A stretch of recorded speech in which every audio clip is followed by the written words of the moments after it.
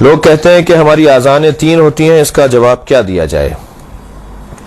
ہمارے ہاں اذانیں 3 ہوتی ہیں کیونکہ ہم نمازوں کو ملا کے پڑھتے ہیں۔ سوال یہ ہے کہ ہم کیونکہ تعداد میں دنیا میں کم ہیں، اس لیے ہم سے سوال کیا جاتا ہے، جبکہ ہمیں سوال کرنا چاہیے اپنے دوستوں سے کہ پیغمبر اکرم نے نمازیں ملا کر پڑھیں، ظہر عصر کو پیغمبر نے ملا کے پڑھا اور علیحدہ علیحدہ بھی پڑھا، مغرب عشاء کو پیغمبر اکرم نے ملا کے پڑھا اور علیحدہ علیحدہ بھی پڑھا۔ تو ہم نے تو آج تک کسی کو نہیں کہا جو علیحدہ پڑھتے ہیں وہ غلط کرتے ہیں، لیکن ہم جو ملا کر پڑھتے ہیں، تو اگر ہمیں یہ کہا جائے کہ ہم جو ملا کر پڑھتے ہیں ہم غلط پڑھتے ہیں، تو یہ پیغمبر اکرم پر اعتراض ہے۔ پیغمبر اکرم نے دونوں طریقے پر عمل کر کے دکھایا تاکہ میری امت آسانی میں رہے۔ صحیح بخاری، صحیح مسلم، اہل سنت کی کتابوں میں روایت موجود ہیں۔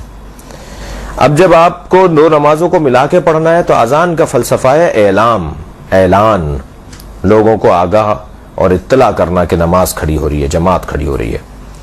تمام فقہی کتابوں میں اذان اعلام اور ہے، اذان للصلاۃ اور ہے، نماز کی اذان اور ہے اور اعلان کی اذان اور ہے۔ تو لاؤڈ اسپیکر پر جو اذان کہی جاتی ہے وہ اذان کہی جاتی ہے اعلام کی اذان، یعنی اعلان کی اذان۔ اعلام بھی لفظ صحیح ہے میم کے ساتھ اور نون کے ساتھ، اعلان بھی لفظ صحیح ہے۔ اور پھر جب لوگ سب اعلان سن کر جمع ہو جاتے ہیں تو پھر دوسری نماز کے لیے ہمارے ہاں اقامت کہہ لی جاتی ہے، اور اگر اذان بھی کہی جائے مطلق ذکر کی نیت سے تو وہ بھی صحیح ہے، اس کے لیے لازم نہیں ہے کہ اسے لاؤڈ اسپیکر پر کہا جائے، کیونکہ جنہیں بلانا تھا انہیں بلا لیا گیا اور انہیں پتہ ہے کہ اب سب جمع ہوں گے تو دونوں نمازوں کو ایک ساتھ پڑھیں گے۔ عورتوں کا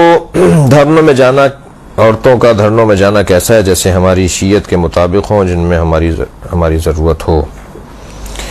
عورتوں کا دھرنوں میں جانا یا کسی بھی احتجاج میں جانا یا کسی بھی ریلی میں جانا جہاں قومی فریضہ بنتا ہو، قومی ذمہ داری بنتی ہو، اپنی حمیت، غیرت، اپنے اتحاد کا ثبوت اس کا لازمہ قرار پائے، جس سے قوم کو تقویت پہنچے، جسے ملت کو اعتماد ملے، تو جہاں مردوں کا جانا ضروری ہے وہاں عورتوں کا جانا بھی روکا نہیں گیا ہے، انہیں منع نہیں کیا گیا ہے۔ بعض اوقات ان کے جانے سے تقویت ملتی ہے، بعض اوقات ان کے جانے سے اور زیادہ بہتر وقار سامنے آتا ہے۔